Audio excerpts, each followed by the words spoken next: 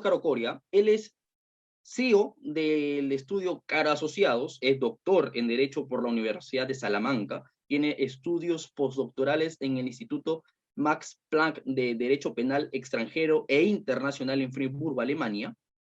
Es profesor de Derecho Penal en la Pontificia Universidad Católica del Perú, en la Universidad de Lima y en la Universidad del Pacífico. También es director general del Centro de Estudios de Derecho Penal Económico de la empresa CETPE y presidente de la Asociación Peruana de Compliance. Estimado doctor Dino Carlos Caro Coria, por favor. Sí, Arturo, ¿qué tal? ¿Cómo estás? Bien, muchísimas gracias a los organizadores. Me gusta mucho el nombre de Última Ratio, que es el nombre del grupo. Última Ratio para los penalistas pues significa la esencia del derecho penal. El derecho penal es la última herramienta, el último bastión del control penal. Así que un nombre bastante bien elegido, no solamente para penalistas, ¿no? Y muy bien, claro, la última razón, ¿no? Bueno, para mí es un honor estarlos acompañando acá, un grupo joven, y especialmente de la mano de dos colegas y amigos como Arturo Matos y Renzo Vázquez, con quienes he tenido la oportunidad de trabajar, y tengo excelente concepto, tanto personal como académico de ellos, y estoy seguro que forman parte de la nueva generación de penalistas. Siempre el trabajo de los penalistas es ir perfeccionando las siguientes generaciones, ¿no? Así que me alegra muchísimo, y como diría Gimbernat, hay un futuro con ellos para el derecho penal. Gracias por la presentación y vamos con el tema, ¿no? Es un tema bastante nuevo acá en el Perú. Yo lo vengo presentando ya hace un tiempo, pero siempre va cambiando, va mejorando la presentación a raíz de cosas que van saliendo, cosas que voy escribiendo. Y bueno, entonces tiene que ver en verdad con los algoritmos y el derecho penal. Y si queremos ser más estrictos, en verdad, los algoritmos funcionan alrededor de lo que hoy en día se denomina la inteligencia artificial, ¿no? La inteligencia artificial implica la existencia de sistemas cognitivos que emulan el aprendizaje humano, emulan la forma de aprender del ser humano, de manera que la computadora, la máquina, el software, el algoritmo, para ser más precisos, va aprendiendo del ser humano y de la actividad, digamos, que se le va asignando, ¿no? Es un continuo aprendizaje. Y esto evidentemente tiene muchísimos componentes, ¿no? Muchísimos componentes, muchísimos ámbitos para explotar, tanto desde el punto de vista filosófico, desde el punto de vista tecnológico, desde el punto de vista antropológico, y claro, llegado el derecho penal también tiene su espacio, también tiene su ambiente, ¿no? También tiene su desarrollo, igual que el del compliance, ¿no? Entonces yo voy a tratar de ocuparme en algo, o hacerme cargo en algo, en parte por lo menos, de esta problemática del derecho penal, el compliance y los algoritmos, o en cierto modo la inteligencia artificial, ¿no? Esta presentación es bastante larga. A mí lo que me importa reflejar ahora mismo es algunos aspectos puntuales, por ejemplo, de las formas de inteligencia artificial, ¿no? Como dato criminológico, ¿no? Dato fáctico, ¿no? El concepto de inteligencia artificial le pertenece a John McCarthy, fue creado o asentado en el año 1956, pero claro, pensando en aquellos sistemas que pretendían emular de forma muy básica el aprendizaje humano, ¿no? Pero hoy en día podríamos decir, siguiendo un informe del Comité de Tecnología y Ciencia de la Casa Blanca de los Estados Unidos del año 2016, que existen 4 formas de inteligencia artificial, ¿no? Y podríamos tal vez en algún caso ejemplificar, ¿no? Y esto es básico para entender de qué estamos hablando, ¿no? Por un lado, tenemos a los sistemas que piensan como humanos. Son, por ejemplo, el caso de las arquitecturas cognitivas y redes neuronales. En segundo término están los sistemas que actúan como seres humanos. Por ejemplo, pueden pasar el test de Turing a través del procesamiento del lenguaje natural, es decir, que tú puedes conversar con la máquina como si estuvieras hablando con un ser humano y no reconocer la diferencia. Hay una representación del conocimiento, un razonamiento automatizado y niveles de aprendizaje, ¿no? Un tercer nivel son los sistemas que piensan de manera racional, ¿no? Por ejemplo, los solucionadores lógicos que realizan actos de inferencia y optimización. Y todos estos están en un nivel que podríamos denominar soft, ¿no? Porque luego tenemos un sistema que es el del nivel 4, donde estos actúan racionalmente, ¿no? Son agentes de software inteligentes y robots incorporados que logran objetivos a través de la percepción, planificación, razonamiento, aprendizaje, comunicación, toma de decisiones y actuación, ¿no? Y acá viene el meollo del tema y de lo que realmente podríamos llegar a ocuparnos. Estos agentes de inteligencia artificial profunda, basados en el deep learning, implican un estado de evolución del diseño inteligente en el que este diseño, podríamos decir, en cierto modo toma, y abro comillas, autoconciencia, ¿no? Claro, la autoconciencia para muchos implicaría una actividad netamente humana, ¿no? Pero ¿a qué me refiero con autoconciencia, no? Me refiero a que el agente, digamos, inteligente, o que emula la inteligencia humana, tiene una representación de sí mismo, ¿no? El algoritmo crea respuestas autónomas e imprevisibles. Y acá viene el dato más importante, ¿no? Las respuestas creadas por el agente de inteligencia artificial implican respuestas autónomas e imprevisibles. Es decir, que la máquina, el software, está por encima del creador. ¿Eso qué significa? Eso significa, para decirlo en buen romance, que el programador desarrolla o alcanza un nivel de programación, un nivel de predictibilidad que por un lado implica generar respuestas previsibles, las que han sido programadas, y por otro lado es preparar a la gente para que la gente aprenda y pueda, digamos, tomar decisiones autónomas, inteligentes, imprevisibles, ¿no? Y el ejemplo siempre que uno puede poner sobre la mesa en estos tiempos es el de los smart cars, ¿no? Los carros autónomos o coches autónomos es el mejor ejemplo, ¿no? Estos vehículos autónomos están creados para poder no solamente responder a situaciones previsibles, ¿no? Encender el vehículo, estacionarse, sino también de situaciones completamente imprevisibles. Un accidente posible, ¿no? ¿Qué hacer cuando hay un accidente potencial, ¿no? ¿Qué debe hacer el agente de inteligencia artificial ante una situación de accidente, ¿no? Una situación potencialmente lesiva de bienes jurídicos personalísimos, ¿no? Por ejemplo, un vehículo autónomo que se le rompe algo, se le rompe el sistema hidráulico o se le rompe la dirección, ¿qué debe de hacer, no? Debe de frenar en seco, evitando con ello lesionar a terceros, aunque eso implique una lesión o autolesión por parte del, digamos, del pasajero del vehículo. O si el vehículo, por ejemplo, se encuentra en una situación tal que la decisión implica seguir de frente, en cuyo caso puede impactar contra un vehículo donde hay 4 personas, o desviarse hacia la derecha donde hay una sola persona, caminando, ¿no? ¿Qué debe de hacer el vehículo, no? Debe elegir la opción 1 o la opción 2. ¿Vale más la vida de 4 personas que la vida de una sola? O pensemos en otra situación, ¿no? El vehículo reconoce a una mujer en edad mediana, 30 años versus un niño, ¿no? ¿Por quién elige, no? ¿La mujer o el niño? Un hombre de 30 años versus un anciano, ¿por quién elige, no? O peor aún, podemos hacer la cosa mucho más complicada, ¿no? Por el color de la piel. Una persona de rasgo afro-latino versus una persona de rasgos caucásicos, ¿no? ¿Por cuál debe de elegir, no? Considerando que, por ejemplo, en los sistemas anglosajones, Estados Unidos en particular, se produce una situación completamente indeseable, ¿no?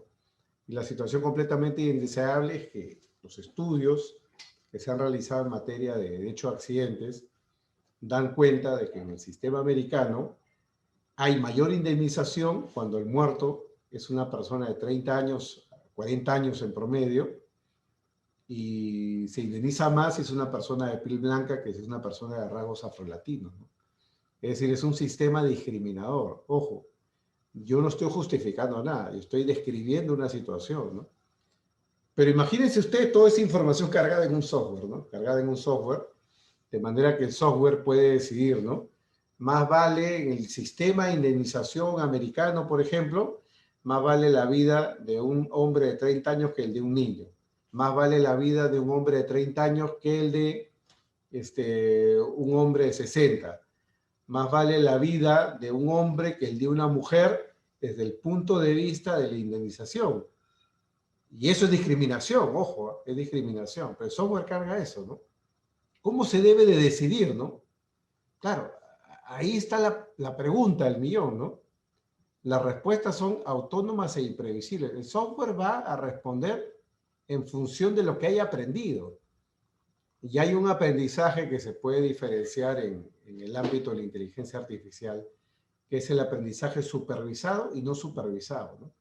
Este tipo de softwares van de la mano con los sistemas de aprendizaje supervisado y no supervisado. Supervisado en tanto se le alimenta información desde el punto de vista del programador y no supervisado en la medida que va aprendiendo el entorno, ¿no?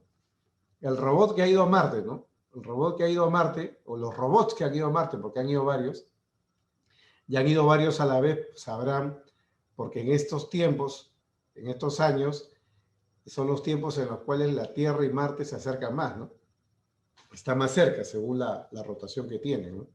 Bueno, entonces, estos robots que han ido a Marte están evidentemente preparados para poder responder ante situaciones imprevisibles, ¿no?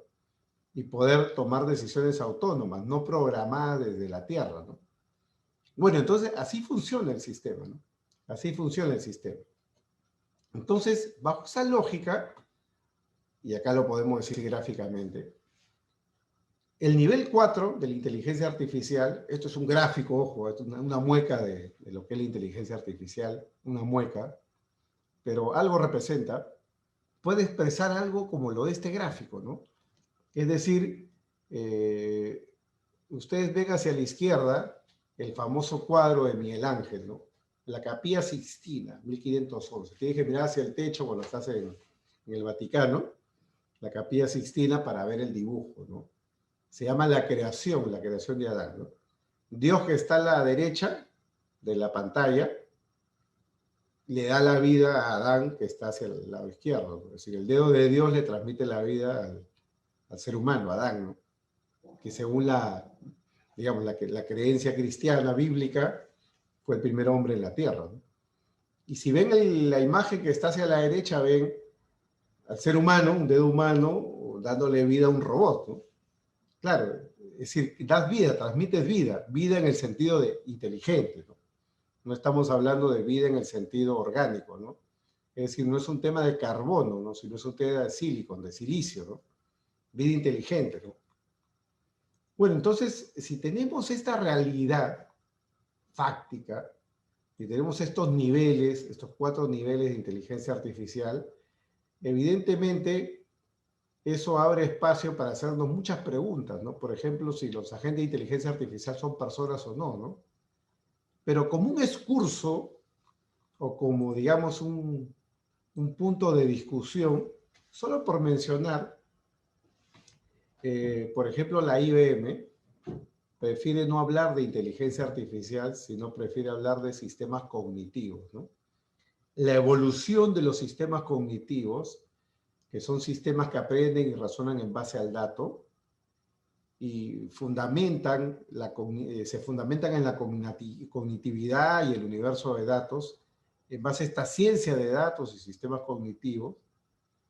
Estos sistemas inteligentes, que la IBM los denomina sistemas cognitivos, son sistemas que para la IBM implica ir más allá de la inteligencia artificial, ¿no? Entonces, es mucho más específica la computación cognitiva que la inteligencia artificial, ¿no? Dice la IBM que esta forma de supercomputación demanda mayor capacidad computacional para el aprendizaje mecanizado, ¿no? A través del machine learning o a través del deep learning. Y por otro lado, esto da lugar a lo siguiente, ¿no? Que estos sistemas cognitivos emulan el proceso de la inteligencia cognitiva del humano, ¿no? esos pasos, ¿no? De observar, interpretar, evaluar y tomar decisiones, ¿no? Claro, bueno, como quiera que se le llame, inteligencia artificial o sistemas cognitivos, si queremos usar el lenguaje de la IBM, nos podemos encontrar al final con este modelo, ¿no? Este modelo es el de Watson, ¿no? Si ustedes buscan en internet Watson, van a ver el diálogo de Watson con Bob Dylan, donde Watson le dice, ya esta es información de hace tiempo, por esto debe haber cambiado, ¿no? Que tiene la capacidad de leer 800 millones de páginas por segundo, y Bob Dylan le dice que esto es impresionante, y Watson le da una respuesta inteligente, lo consistente en decir que la mayoría de sus canciones tienen que ver con el tiempo que pasa y el amor que se desvanece. Claro, esa es una respuesta inteligente, porque no implica solo traer a colación datos, ¿no? No implica decir, puedo leer más rápido que cualquier ser humano, creado y por crearse, sino además que puedo procesar esa información y tomar una decisión inteligente, ¿no? Y a una conclusión sobre cuál es la materia de la cual tú hablas siempre en tu canción. Vamos al tema del derecho, ¿no? Vamos al tema del derecho. Son personas los agentes de inteligencia artificial, y yo acá pongo algo mucho más polémico, ¿no? El comparativo con las personas jurídicas. Hablando ya del derecho penal, ¿no? Llevamos años discutiendo en torno a si el derecho penal puede ser, si el derecho penal puede aceptar, mejor dicho, la responsabilidad penal de las personas jurídicas, ¿no? Se puede aceptar el societas delinquere potes, se puede aceptar que la persona jurídica responde. Y bueno, tras muchas discusiones de ida y de vuelta, hemos aterrizado sobre la idea, hoy en día, año 2021, de que esto es posible y viable, ¿no? Dogmáticamente, político-criminalmente, lo cual sería ya materia de otra conferencia, ¿no? Pero digamos que en términos generales, hoy día no existe mayor objeción a esta posibilidad dogmática, ¿no? Entonces la pregunta cae de madura, ¿no? Si somos capaces de aceptar que la persona jurídica, que es una cosa, y por cosa no implica sus miembros, porque es diferente de sus miembros, no implica sus gerentes, directores, o sus accionistas, porque son diferentes sus miembros, pero la persona jurídica en sí misma es una cosa detrás de la cual hemos creado una ficción jurídica. Y la ficción jurídica consiste en aceptar que son personas, le hemos asignado una personalidad jurídica, ¿no? Muy bien. Eso desde la perspectiva famosa de la teoría de la ficción, ¿no? O algunos podríamos decir, oye, desde el punto de vista ontológico son cosas y seguirán siendo cosas, ¿no? Pero hoy en día, en verdad, dentro incluso de la doctrina del derecho civil, lo que está claro es una cosa. Las personas jurídicas normativamente son personas. Son personas a las que le reconocemos una serie de capacidades, ¿no? Y esa misma capacidad normativa, ese sentido de ser persona, es que permite a las personas jurídicas ser responsables en el plano civil, en el plano obra penal, en el plano administrativo sancionador o en el plano ético, ¿no? Todo el tiempo nosotros nos la pasamos reprochando a las personas jurídicas cosas. Por ejemplo, hay un grupo financiero, un banco, que hizo aportes de campaña, digamos, a la Fuerza 2011, y para muchos eso estuvo mal, incluso hay mucha crítica a través de las redes por el tema reputacional, ¿no? Creemos de que perjudica la reputación de la persona jurídica que hayan pasado esas cosas, ¿no? Bueno, claro, entonces la persona jurídica, desde el punto de vista normativo, que es mi enfoque, es una persona. Es una persona en todos los ámbitos del derecho e incluso fuera del derecho, ¿no? Si pensamos en la ética o en la moral. Claro, entonces, si nosotros podemos permitir que la persona jurídica, que desde el punto de vista ontológico, aunque suena redundante decirlo, es un ente, ¿por qué no podemos permitir que los agentes de inteligencia artificial puedan ser considerados personas, ¿no? Y más aún, si es que pueden llegar a producir respuestas autónomas e imprevisibles, como pongo acá, ¿no? Si pueden llegar a producir respuestas autónomas e imprevisibles, ¿por qué no se podría aceptar que los agentes de inteligencia artificial sean considerados personas? Primera cuestión, ¿no? Persuasiva, ¿no? Si la persona jurídica, que es una cosa, se le puede reconocer personería jurídica sin tener, digamos, sin poder tomar la persona jurídica decisiones imprevisibles, pero el agente de inteligencia artificial sí puede hacerlo, ¿por qué no podemos otorgarle personalidad jurídica? Pregunta luego, ¿no? ¿Tendrían personalidad jurídica, personalidad digital o puramente electrónica, ¿no? Claro, este es un matiz, ¿no?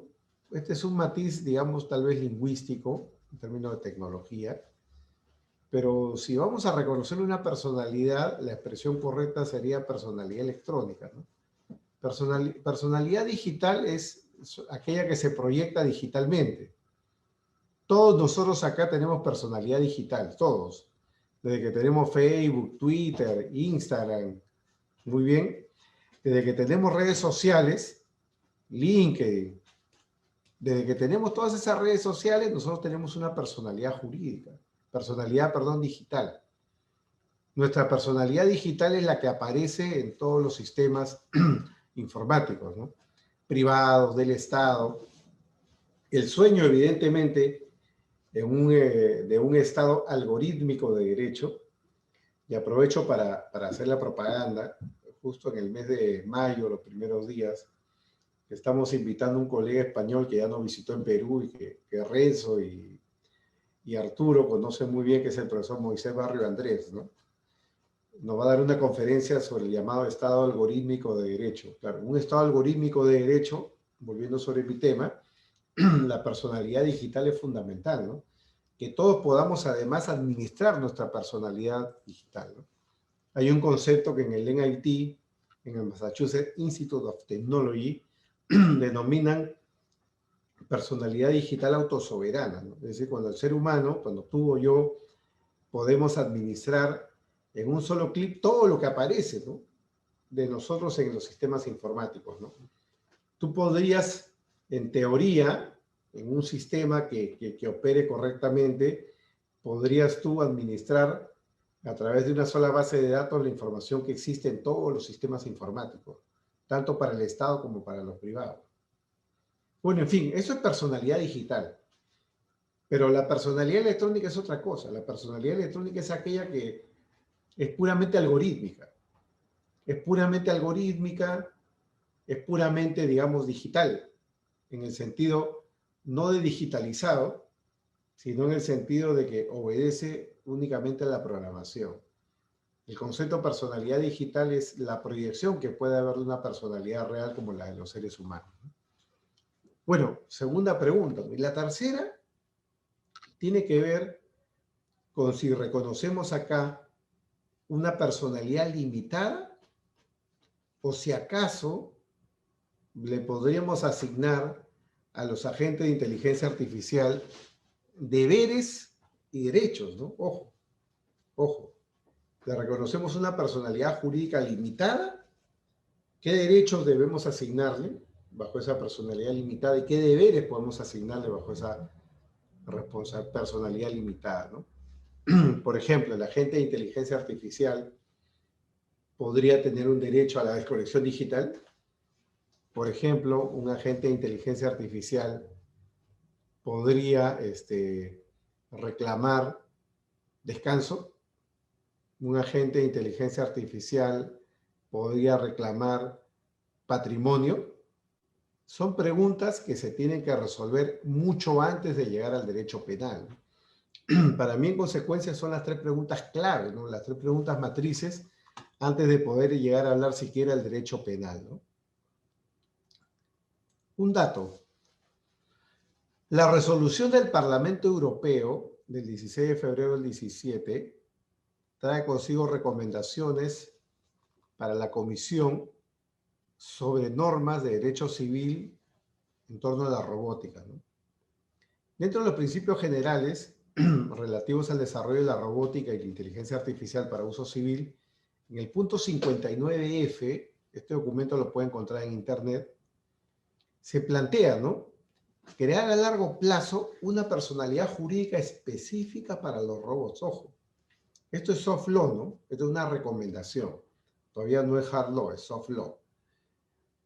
Crear a largo plazo una personalidad jurídica específica para los robots, de forma que como mínimo los robots autónomos más complejos, entendería yo, los que pueden generar estas respuestas autónomas imprevisibles, puedan ser considerados personas electrónicas responsables de reparar los daños. Personas electrónicas responsables de reparar los daños. Imagínense el proyecto que existe en Inglaterra, ¿no? Donde ya se está implementando a nivel, digamos, piloto los smart cars, ¿no? Claro, estos smart cars deben de operar en la calle siempre y cuando tengan un seguro de accidentes, ¿no? Si hay un accidente mediante el uso o el funcionamiento de un smart car, no vamos a estar en la discusión de quién es el responsable, vamos al seguro, ¿no?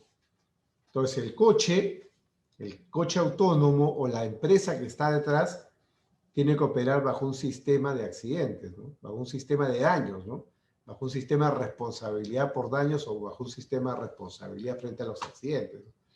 Claro, porque se parte de reconocerles esa personalidad jurídica electrónica para reparar los daños, y eso es derecho civil, eso no es derecho penal. Tres temas adicionales en torno a este punto, ¿no? La protección de datos es un tema fundamental, ¿no? Recuerden ustedes que los sistemas de inteligencia artificial se basan en el dato. Por eso la IBM, cuando hace referencia a la computación cognitiva o el sistema cognitivo, este es un cuadro extraído de la IBM, dicen ellos, ¿no? Es entender el mundo a través del dato, ¿no? Un modelo no determinista, creado, aprendido a través de los datos. Es decir, la base es el dato. Y es por eso que Harari, el profesor Harari, habla de algo que se denomina el dataísmo, ¿no? Y yo siempre digo, ¿no? El dato es el nuevo recurso, ¿no? Natural, mundial y renovable geométricamente, ¿no? El dato, sobre todo los datos no estructurados, ¿no? Dato estructurado es el dato tabulado, números, nombres, números telefónicos, pero la mayoría de datos que producimos los seres humanos son no estructurados. Textos, imágenes, videos como el que estamos acá grabando, audios, redes sociales, lenguaje natural, lenguaje corporal, signos vitales, temperatura, enfermedad, latidos, lo que produce, lo que recoge un smartwatch, ¿no? Un reloj inteligente, ¿no? Al final estamos rodeados de un mundo de datos. Con las tecnologías que existen, especialmente el Internet de las cosas, estamos rodeados de datos, ¿no? Si estamos rodeados de datos, vivimos en un mundo de dataísmo. Cuando tú sales a la calle ahora y quieres ir a un lugar, ya no buscas un plano, ¿no? Ya no le preguntas a tu papá o a tu mamá por dónde queda, ¿no? Ya el taxista no es a la altura de dónde, ¿no? El taxista pone Waze y ya está, ¿no? ¿Por qué? Porque es un sistema cooperativo en función del dato. El dato es el alimento, el dato es el combustible de la inteligencia artificial. ¿Quién produce el dato? No lo produce el sistema cognitivo, lo produce el ser humano. Nosotros somos los agentes de producción de datos. Nosotros alimentamos los sistemas de inteligencia artificial. Por lo tanto, la única forma de protegernos frente a los sistemas de inteligencia artificial y evitar su uso sesgado es a través de la protección de datos. ¿Por qué creen ustedes que en Europa es tan fuerte el mecanismo de protección de datos, ¿no? Yo siempre me hago esta pregunta, ¿no? ¿Será una guerra perdida como la guerra de las drogas? ¿O la guerra contra el lavado de activos, que corre el riesgo de ser una guerra perdida desde mi punto de vista? Es tarde la implementación de sistemas de protección de datos frente a este boom y expansión de la inteligencia artificial. Y eso, claro, nos trae a la mano el razonamiento, el pensamiento, la idea en torno a los jueces robots, ¿no? Los abogados y jueces robots, ¿no? Muchas veces lo he mencionado, el modelo de China, de Estonia, ¿no? Usar Big Data y datos del caso concreto para resolver casos concretos, ¿no? La inteligencia artificial da respuestas, sugerencias, lo resuelve, ¿no? Yo lo que creo es que la clave en materia, digamos, de legal tech y en materia de, digamos, proyección de lo que es la abogacía y la labor del jurista es colaborativo, ¿no? Colaborativo en el sentido de la unión de las la unión, digamos, de las virtudes entre lo que puede ser el ser humano y la máquina, ¿no? El MIT de Boston, ¿no? Que es la escuela de ingeniería y tecnología más importante del mundo, tienen este cuadro, ¿no? Este cuadro, pongo la cita, para evitar plagios, viene del MIT, ¿no? La comparación humano versus máquina, ¿no? ¿Qué tiene el humano que no tiene la máquina? Empatía, liderazgo, intuición, invención, puede realizar juicios de valor. La máquina, no, la máquina tiene otros atributos, no tiene eso, ¿no? Tiene memoria, tiene predicción a través de los algoritmos, tiene niveles altísimos de procesamiento. Fíjense, Watson, ¿no? 800 millones de páginas por segundo, por segundo. Ustedes cuando buscan Google de su celular, y de su celular ustedes están aplicando básicamente dos tecnologías, ¿no? Cuando busca por Google, usa la tecnología cloud computing, conecta tu celular a lo que está colgado en la nube, y por otro lado inteligencia artificial, ¿no? Mega computación. No la de tu celular, sino la de Google, ¿no? Y te sale en Google, tú pones ahí, no sé, Renzo Vázquez, pones. Te sale en la página donde está Renzo Vázquez, ¿no? Y te sale ahí en 0, no sé, 15 segundos, ¿no? Claro, supercomputación, ¿no? En 0,15 segundos ha detectado que Renzo Vázquez tiene todas estas entradas, ¿no? Conferencias, cursos, ¿no? Etcétera, etcétera, ¿no? Que tiene Tinder, ahí puede salir, si Renzo Vázquez tiene Tinder, también te podría salir, ¿no? Bueno, entonces, son ejemplos de cómo la capacidad de procesamiento es altísima. Reprogramación, ¿no? Resistencia, ¿no? La máquina no se cansa, ¿no? Bueno, entonces, llegado al derecho penal y ya entrando a la penúltima parte de mi intervención, llegado al derecho penal y remitiéndome a un trabajo del profesor Ricardo Posada Maya, podemos tener acá diferentes agentes tecnológicos, ¿no? Nivel 1, sistemas programados, donde la responsabilidad penal por su uso sería imputable por la comisión a los seres humanos que lo utilizan o a quienes los crean o distribuyen con defectos en el mercado. Agentes tecnológicos de nivel 2, es decir, robots no autónomos cuya programación implica realizar actividades mecánicas simples. En este caso, la falta de autonomía conlleva la responsabilidad directa de los seres humanos.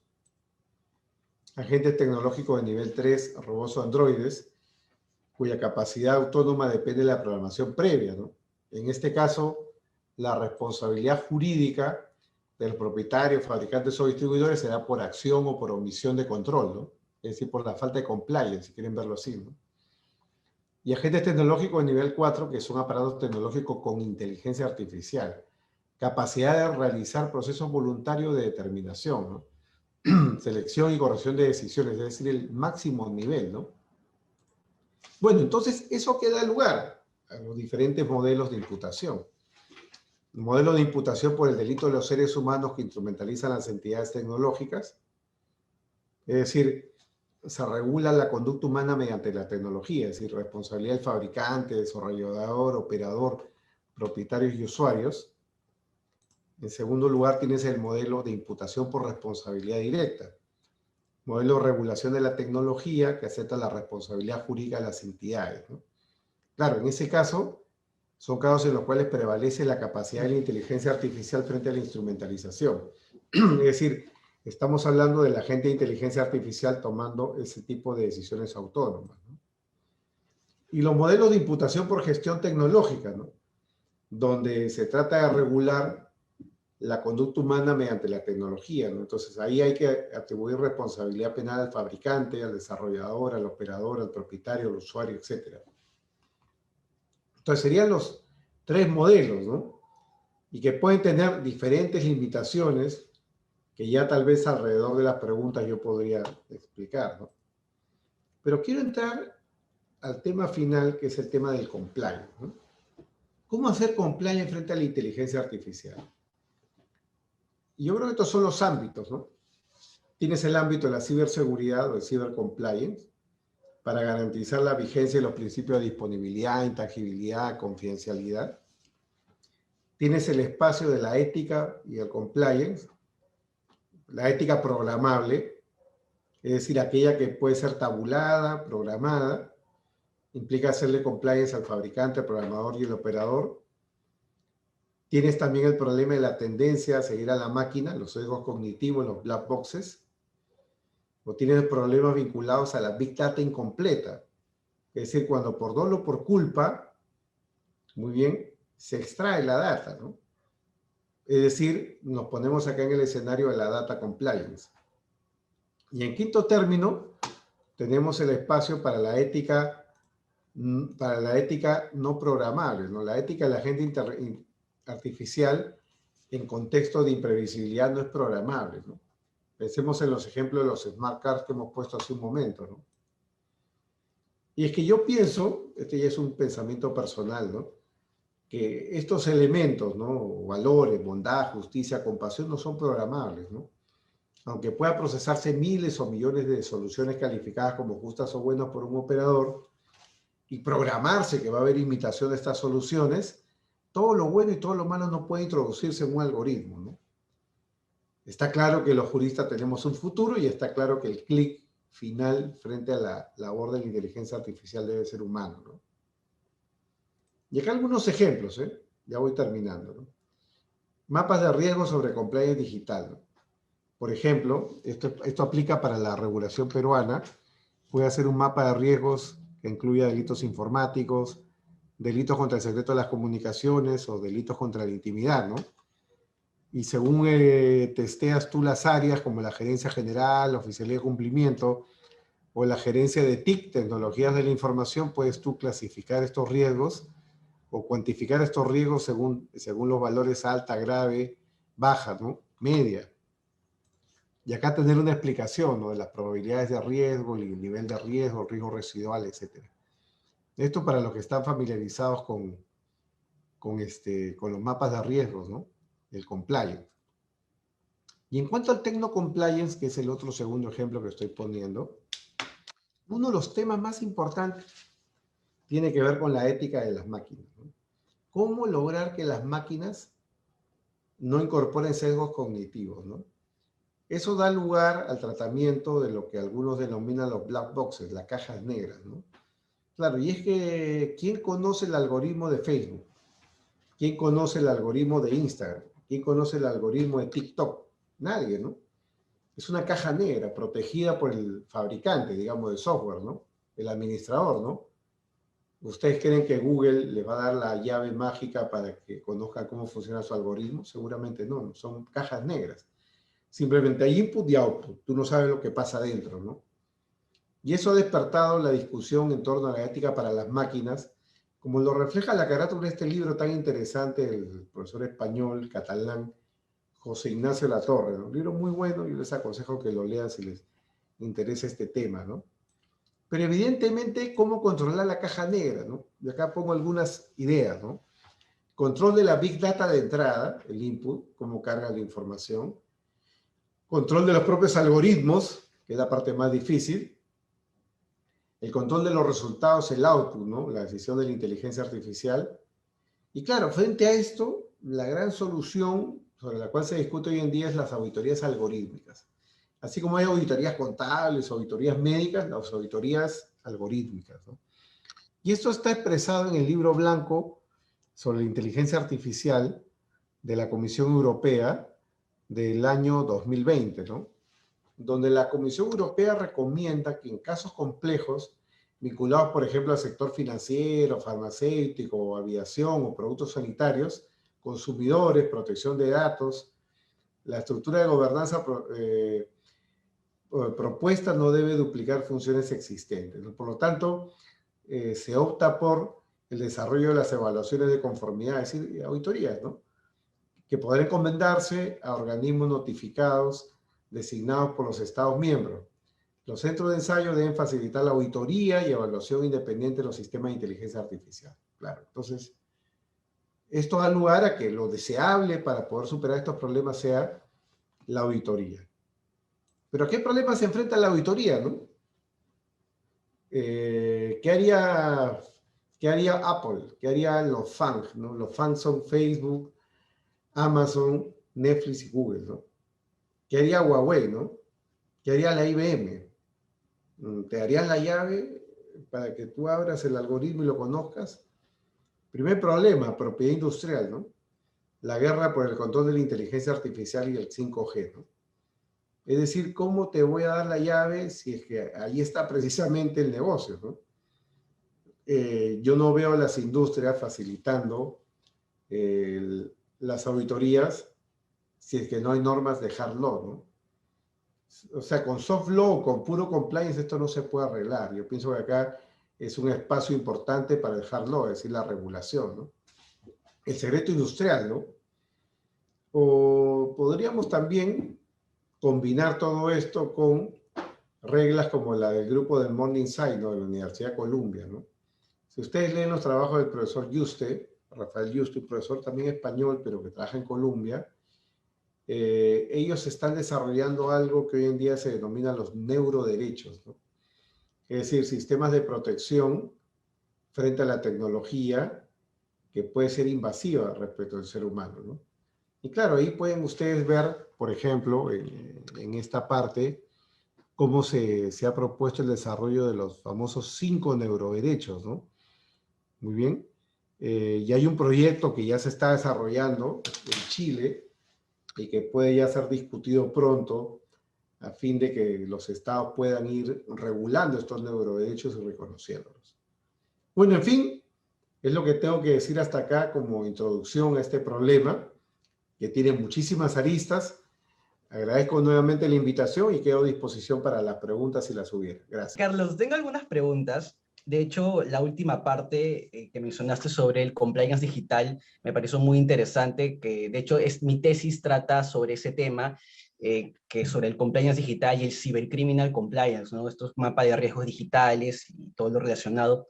En ese punto, mi pregunta es, cuando ya hablamos de responsabilidad, ¿no? Cuando ya falla el sistema de prevención digital, supongamos, en lo que es la atribución de responsabilidad, que en un caso, por ejemplo, de lavado de activos sería el Officer Compliance, que normalmente es un contador, podríamos hablar que en el futuro habría un Officer Compliance especialista solamente en lo que es delitos informáticos, inteligencia artificial, que tenga una formación técnica en lo que son estos aspectos digitales informáticos, y en caso de una vulneración, este sería responsable. Y por otro lado, la responsabilidad con respecto a la empresa sería siempre bueno, en el caso de legislación peruana, por consecuencias accesorias, entendiendo que la ley de responsabilidad administrativa de la persona jurídica, que todavía ve ciertos delitos, cree que en algún momento esta norma especial, ¿no?, de que regula esta responsabilidad podría incluir delitos informáticos o vulneración de estos sistemas digitales, o siempre va a permanecer como una consecuencia accesoria, ¿no? Simple, ¿no? Aparte. Y otra pregunta que tenía, por un lado, la siguiente es, habló sobre los sesgos cognitivos y los jueces robots, ¿no? Y eso me recordó algo que mencionaba justo el doctor Reina en una conferencia sobre el dilema de lo justo. El adolescente. Sí, que mañana va a estar aquí también. Entonces, una charla adolescente. mi pregunta era que con este desarrollo y estas tendencias que buscan que los problemas o las controversias jurídicas se resuelvan con algoritmos y con estadísticas, y con el ejemplo que usted puso sobre una inteligencia artificial que decía, ¿no?, cuál es el mal menor, por así decirlo. Entonces diríamos que estamos camino a que lo justo se va a determinar con términos estadísticos de, por ejemplo, qué persona tenía mayores probabilidades de vida o de éxito o de salud o factor económico, y ya se dejaría de lado cada vez más el debate moral y ético que siempre está presente en los tribunales, ¿no? Incluso con este acercamiento al neoconstitucionalismo, ¿no?, que siempre se habla de los principios constitucionales y lo ético, lo valorativo. Eso es mi segunda pregunta. Y mi tercera pregunta, espero que no se le olvide, mencionó sobre los derechos neurales, ¿no? Entonces, hay una empresa estadounidense que es Neuralink, si no me equivoco, que habla de estas conexiones entre cerebro-computador, ¿no? De que la idea es que haya esta fusión, ¿no?, humano-máquina cerebral, y que en el futuro pues podamos descargar archivos directamente desde el cerebro, una cosa alucinante que me parece muy interesante. Y mi pregunta es, si en un futuro, por ejemplo, supongamos que esta tecnología avance más, podríamos hasta cargar un virus en una persona que ya tiene esta tecnología en el cerebro y hasta podríamos controlar sus acciones, ¿no? En este caso, si esta persona cometiera un delito, ¿a quién le imputamos el delito, no? ¿Al creador del virus, a la persona que fue utilizada porque su Neuralink estuvo contaminado? Puede sonar un poco de ciencia ficción, pero esta tecnología ya se está desarrollando. Entonces, en base a esas tres preguntas van mis consultas, ¿no? Vamos a lo primero, ¿no? Claro. Primero tiene que ver con el tema del compliance. Exacto. Y evidentemente el perfil de un oficial de cumplimiento en materia de cibercompliance es una persona que no solamente sea amigable con la tecnología, sino que tenga skills tecnológicos, ¿no? No basta saber derecho. Ningún oficial de cumplimiento es un buen oficial de cumplimiento solo sabiendo ley. Tiene que conocer el contexto. Y esa es la clave del compliance, ¿no? En todas las normas ISO, la 19.600 y la 37.201 que se va a aprobar y va a reemplazar la de 19.600, es clara en saber cuál es el contexto, ¿no? Y el contexto de la organización, estamos hablando de una organización de tecnología, evidentemente tienes que tener un oficial de cumplimiento con habilidades tecnológicas. Eso no significa que tengas que ser programador, tienes que entender de la tecnología y ser colaborativo, ¿no? Entonces tienes que saber de algoritmos, tienes que conocer de problemas de tecnología, cómo mapearlos, cómo prevenirlos, etc. Eso para mí está claro. Ahora, tú has mencionado algo alrededor de ello, ¿no? Un oficial de cumplimiento que se encarga de la prevención de ciberataques, por ejemplo, los usos en general desviados de la tecnología, tiene que trabajar con mapas de riesgo, ¿no? Pero evidentemente esos mapas de riesgo tienen que girar en torno a la actividad de cada área o de cada sector, ¿no? Por ejemplo, ¿no? Si la empresa en la que tú estás está en el sector de la industria militar, o la empresa está en el sector de la industria farmacéutica, o la empresa está en el sector de lo que es reparto de bienes, ¿no? Todo lo que es Rappi, por ejemplo, o si la empresa está en todo lo que son servicios de seguro de salud, ¿no? Evidentemente los riesgos van cambiando y los mapas de riesgo van tomando más rigor o menos rigor según cada materia, ¿no? Entonces habrá una empresa de tecnología tipo Everest, por ejemplo, lo que vende tecnología y desarrolla software, evidentemente los ciberataques son su clave, ¿no? La ciberseguridad, ¿no? Pero una empresa seguramente que está dedicada al negocio farmacéutico es una empresa donde el mapa de riesgo va a estar más inclinado al tema de la salud, que no hayan fallos en el reparto o que no exista, digamos, errores en la entrega de los productos o que, por ejemplo, los productos estén debidamente testeados antes de ser repartidos, ¿no? Etcétera. Entonces, los mapas de riesgo van cambiando según eso. Pero tú has mencionado algo importante que en verdad es un debate todavía abierto, que es el tema de qué pasa si el oficial de cumplimiento no hace bien su trabajo o si el oficial de cumplimiento falla, ¿no? Siempre está la pregunta de por medio, ¿no? ¿El oficial de cumplimiento hace criminal compliance o el oficial de cumplimiento hace prevención de riesgos en general? La pregunta no es baladí, no es una pregunta superflua, porque se traduce en lo que una sentencia del Bundesgerichtshof alemán del año 2009 dejó entrever como la responsabilidad del compliance officer por no prevenir delitos. Dicho de otra manera, ¿el compliance officer tiene el deber de prevenir delitos o el compliance officer tiene el deber de digamos, garantizar un buen sistema de administración de riesgos? Yo creo que la respuesta es depende, ¿no? Si estamos hablando de criminal compliance, que es lo que tú has mencionado, criminal compliance, si tu misión es criminal compliance, ya como lo sería, por ejemplo, compliance anticorrupción o antisoborno, la 37.001, me refiero a la ISO, es un oficial de cumplimiento para prevenir delitos de corrupción. Entonces eso es criminal compliance. Por lo tanto, una mala gestión puede hacerle partícipe por omisión de un delito de corrupción si que no ha hecho bien su trabajo. Pero un gestor, por ejemplo, en materia de ciberseguridad, por omisión podría ser responsable por los hechos de un tercero, depende de los alcances del contrato, depende de los recursos tecnológicos, pero en términos generales tendríamos que decir que es un gestor de riesgo, responde más por, digamos, tiene más un deber de debida diligencia, como todo el compliance, más que un deber por prevenir los resultados, ¿no? Que es el deber de prevenir los hechos delictivos. Eso sobre el primer tema. Sobre el segundo tema, ¿no? Sobre el segundo tema, ese es un asunto súper debatido, ¿no? Es el tema de los algoritmos, porque una justicia puramente algorítmica tiene varios presupuestos. Si nosotros vamos a dejar que la máquina decida, ¿ya? Ese tipo de decisiones para muchos puede ser mucho más objetiva, mucho más imparcial, porque se toma en base al historial de casos, ¿no? Es decir, la solución que te ofrece el agente de inteligencia artificial, como puede ser Rose Intelligence, porque ya ha sido desactivada, ¿no? Por un conflicto de marcas con Thomson Reuters, o lo que es hoy día jurimetría, por ejemplo, en España, son sistemas predictivos que están basados en el analytics, es decir, el uso, procesamiento de datos, ¿no? Inteligencia artificial, pero tienen varios presupuestos. Primero, la carga de datos, ¿no? Son millones, no te hablo de miles o decenas de miles o cientos de miles, sino millones de resoluciones, ¿no? Busque jurimetría, ¿no? Si mal no recuerdo, jurimetría señala de que tienen cargada más de 10 millones de datos, ¿no? Las resoluciones, ¿no? Para saber predecir, y predecir no significa resolver, ojo, predecir es simplemente un resultado, ¿no? El resultado es, oye, podría pasar como el clima, ¿no? De pronto te dicen, hoy día va a llover y de pronto no llueve, ¿no? Bueno, es una predicción, ¿no?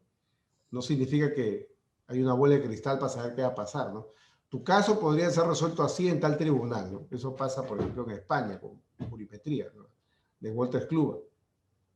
Claro, entonces estos sistemas predictivos se mueven en función del dato, ¿no?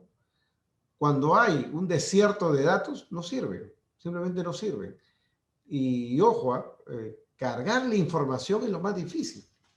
Cargar la información es lo más difícil, depurar la información, tratar la información, eliminar el ruido, como se dice, porque en una resolución, imagínense una resolución peruana, ¿no? Empieza autos y vistos, ¿no?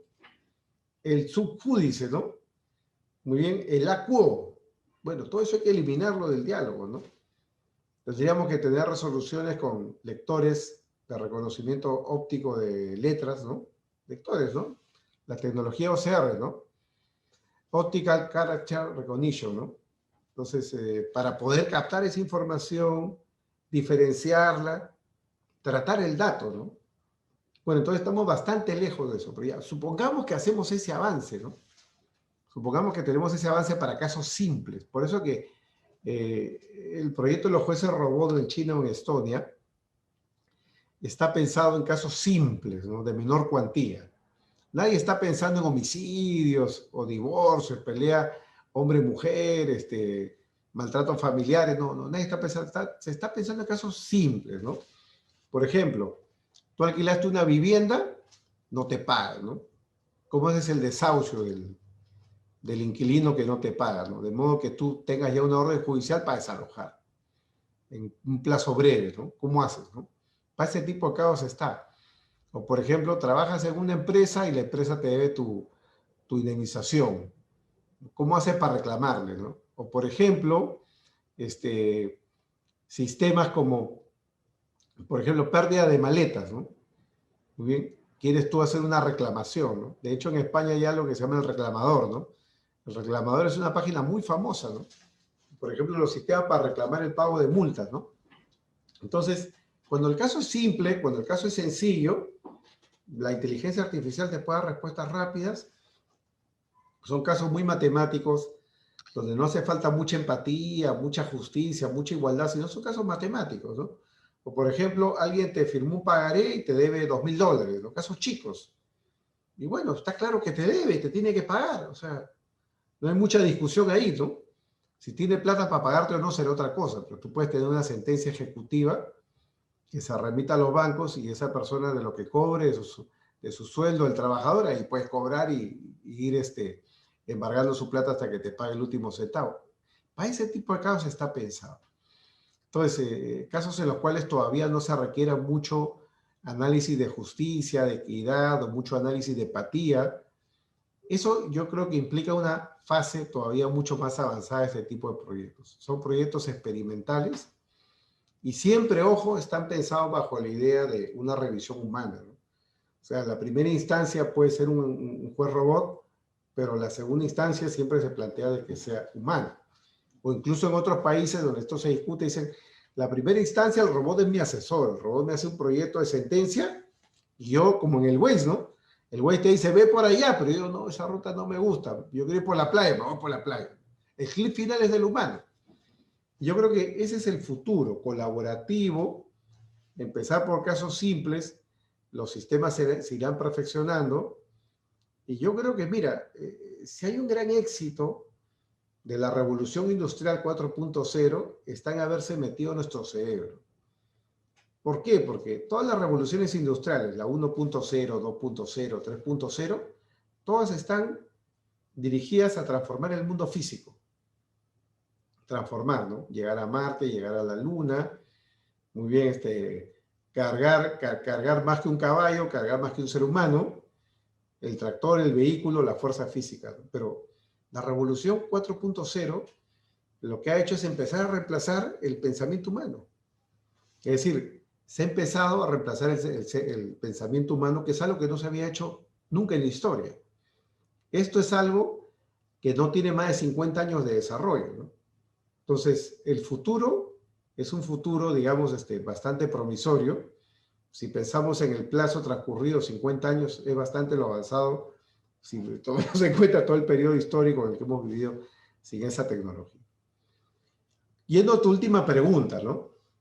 Yo creo que el tema de los neuroderechos es un tema fundamental, porque futurismos aparte, como dice el profesor Yuste, lo que alertó y lo que gatilló el pensamiento en torno a los neuroderechos ya es justamente la existencia de tecnología que es intrusiva, que es invasiva, ¿no?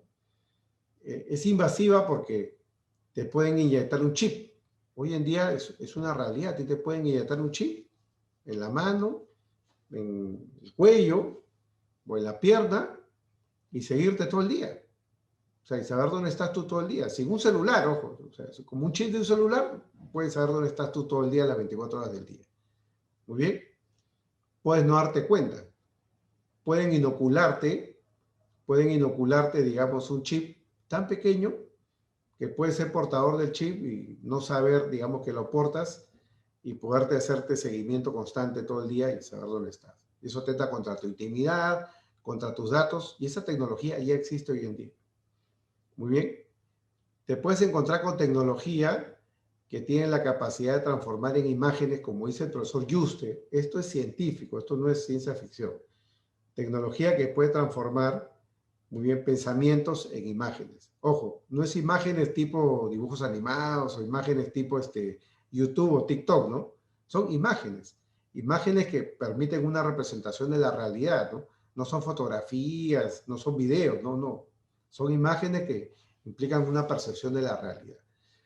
Bueno, entonces la pregunta es, ¿no? Ante estas tecnologías que son invasivas del ser humano y que dan lugar o se combinan, ¿no?, con la llamada tecnología cyborg, ¿no? Con la llamada tecnología cyborg.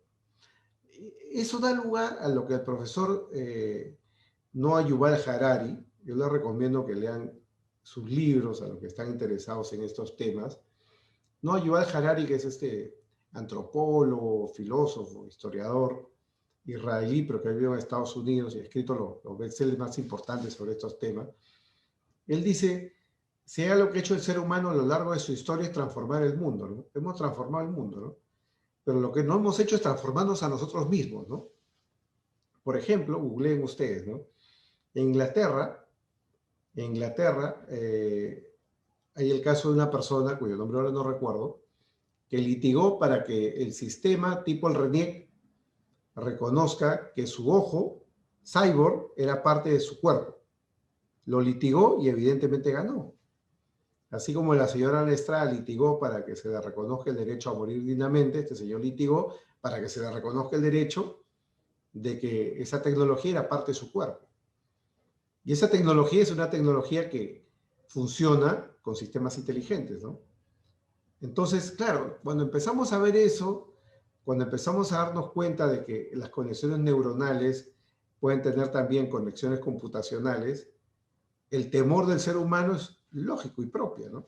La intimidad, ¿no? ¿Cuáles son los derechos que tú tienes que tener frente a la tecnología? Y claro, entonces, el profesor Yuste ha trabajado en el desarrollo de estos 5 derechos, ¿no? El derecho a la libre determinación, el derecho a la intimidad, el derecho a la ruptura de las barreras que implican deshabilidades.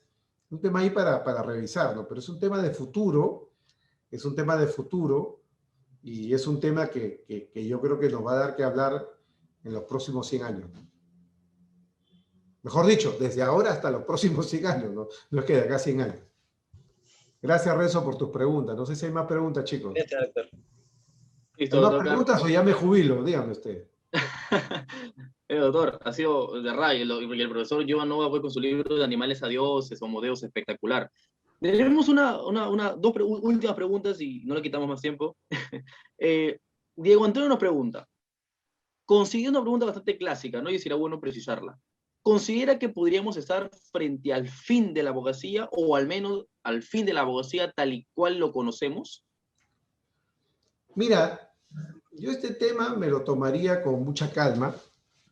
¿Ya?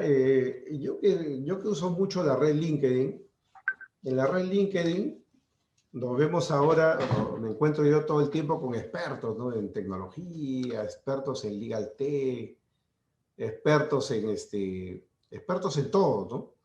Pero especialmente últimamente en transformación digital, todos son expertos en innovación. La verdad que yo siempre tengo un test, ¿no? Frente a los expertos, ¿no? Frente a los expertos yo siempre le digo 3 cosas, ¿no? Número 1, ¿qué emprendimiento tienes? ¿Qué has hecho? O sea, ¿qué emprendimiento tienes para hablarme de transformación o hablarme, digamos, de innovación, ¿no? La segunda es, oye, ¿qué has escrito? Porque hablar es fácil, escribir es un trabajo adicional, ¿no? Y 3, ¿no? ¿Qué debate has tenido? Porque hay veces uno habla y cuando no hay contradicción, digamos, en tierra de tuertos, en tierra de ciegos, perdón, el tuerto es rey, como se dice, ¿no? Entonces, hay que tener cuidado con estos temas. Dicho eso como advertencia, yo creo que hay que tener cuidado con lo que la gente va diciendo. Todos los expertos en transformación, en innovación del derecho, ¿no? Se la pasan ovacionando a Richard Susskind, entre otros, digamos, gurús de la innovación en el derecho, y para mí que todo el tiempo están dando vueltas sobre lo mismo, ¿no? Dando vueltas sobre lo mismo, ¿no? La innovación, digamos, ahora han inventado algunas expresiones para sentir un poco más importante la idea, o asentar como más importante la idea, ¿no? Que es el legal design thinking, ¿no? Si tú ves lo que es design thinking, el design thinking no es otra cosa que un modelo sacado de la tecnología, ¿no? Testear un producto, ¿no? El celular, antes de ser celular, el iPhone, antes de ser iPhone, fue un prototipo, ¿no? Entonces, el Legal Design Thinking implica desarrollar un prototipo rápido, lo más rápido que puedas, para lanzarlo al mercado. No, para testearlo, ¿no? Entonces, tiene que hacer User Experience, hacer Focus Group, testearlo rápidamente y ver si puede servir el prototipo. Si puede servir, tiene que pasar una fase 2, fase 3 para desarrollar. Entonces, muchos hablan de todo eso alrededor de la tecnología. Y claro, pero la tecnología tiene una gran brecha en este momento, ¿no? Hay una gran brecha tecnológica, ¿no? Entonces, ¿a qué voy con esto? Y respondo tu pregunta, ¿no? ¿El derecho se va a transformar? Yo creo que sí, se está transformando todo el tiempo, ¿no?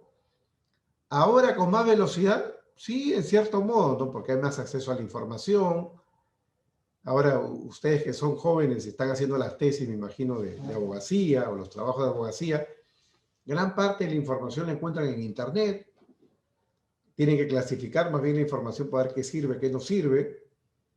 El derecho evoluciona de forma constante y permanente, las resoluciones se van conociendo, claro, entonces creo que la abogacía está en constante transformación, ¿no? Pero eso de que vamos a ser reemplazados por la máquina o los sueños con Skynet, ¿no? Tipo Terminator, creo que es una exageración, ¿no? Y aquellos que han hablado de la desaparición de la abogacía, yo creo que deberían irse a dormir, ¿no? Porque están hablando, digamos, cosas que no corresponden, ¿no? O sea, nosotros tenemos una actividad que está súper bien garantizada por los próximos años desde mi punto de vista, ¿no?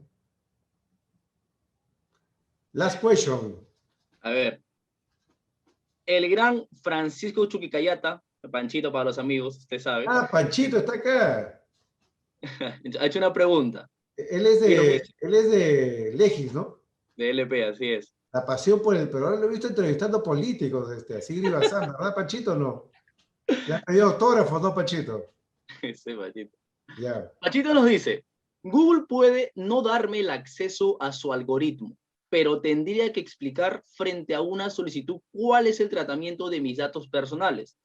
¿Está de acuerdo con esa apreciación, doctor Carlos Caro? Y también nos Bueno, dice, sin ¿existen duda, ¿no? tratados internacionales para el flujo transfronterizo de datos personales? De acuerdo a su opinión. ¿Qué no puede A decir, ver, doctor? viejo. En el mundo está más o menos aceptados los derechos ARCO, ¿no? En materia de protección de datos, ¿no?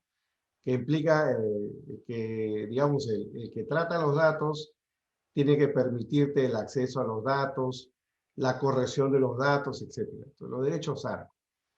Desde ese punto de vista, Google o cualquier otra empresa de tecnología o un estudio de abogados, ¿no? Que trata datos de sus clientes, está sometido a los derechos ARCO de las personas que acceden a sus datos. Mejor dicho, las personas que entregan sus datos para el tratamiento. Entonces, por ese lado, digamos que Google está obligado a darte esa información. El problema con las transnacionales tecnológicas son problemas de, como dicen los americanos, de realización del derecho, ¿no? ¿Cómo emplazas a Google y cómo la obligas a Google, ¿no?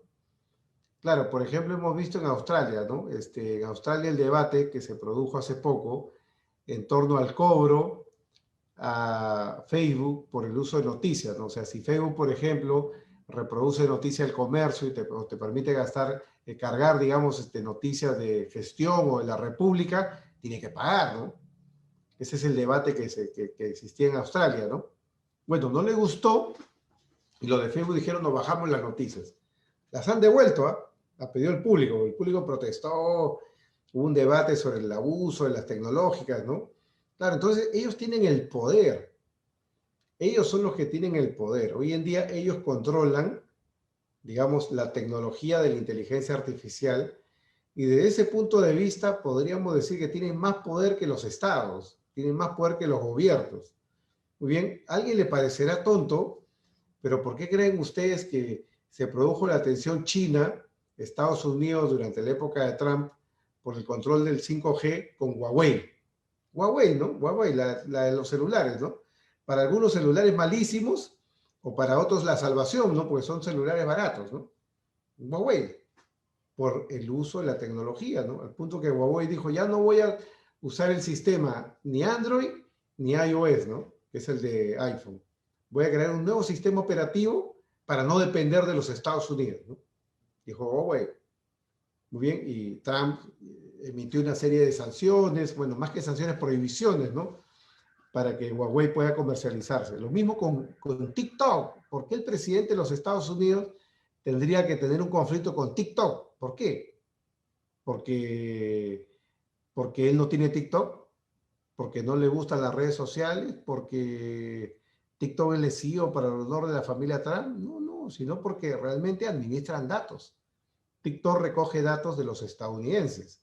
Son datos que pueden procesar y son datos a raíz de los cuales puede deducir una serie de cosas, ¿no? Que pueden servir para campañas electorales, para la venta de productos, etcétera, etcétera, etcétera. Los usos son múltiples, ¿no? Entonces, si se recolecta datos de los americanos, porque esos datos de los americanos, TikTok, que es China, no se lo puede vender a Alibaba, que es la competencia de Amazon, ¿no? ¿Por qué? Claro que podría, ¿no?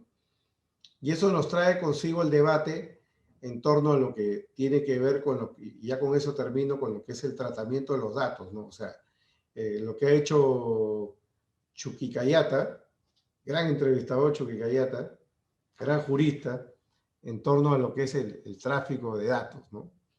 Había una profesora que decía el otro día, yo leí una noticia, ¿no? Decía que hoy en día nosotros vemos el tráfico de datos como algo, pues, seguramente un poco exótico, ¿no? Pero ella decía, va a llegar un momento en el cual veamos el tráfico de datos como el tráfico de carne humana, ¿no? ¿A alguien se le ocurriría comprar carne humana? No, no, qué feo, qué asco, ¿no?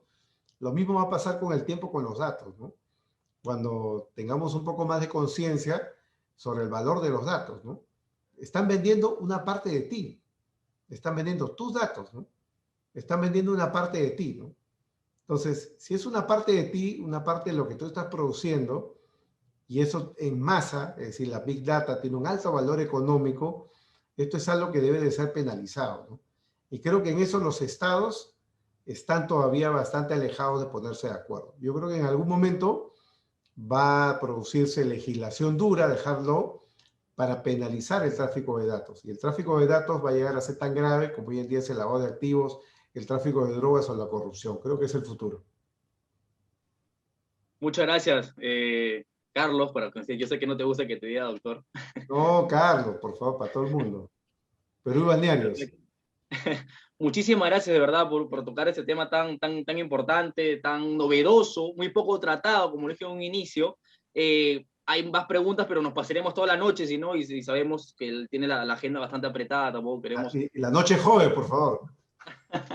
Tampoco queremos abusar de tu confianza. Muchísimas gracias por aceptar la invitación, muchísimas gracias por estar con nosotros. Eres un gran referente para nosotros, como ejemplo, que hemos trabajado juntos y siempre nos inspiramos en tus proyectos, en tus iniciativas. Gracias, chicos, gracias. Muchas gracias por tu tiempo, muchas gracias por esta ponencia y espero que en una siguiente oportunidad podamos contar contigo otra vez, sería genial. Claro, chicos, encantado. Gracias, Renzo, gracias, Arturo, un placer. Gracias, Carlos.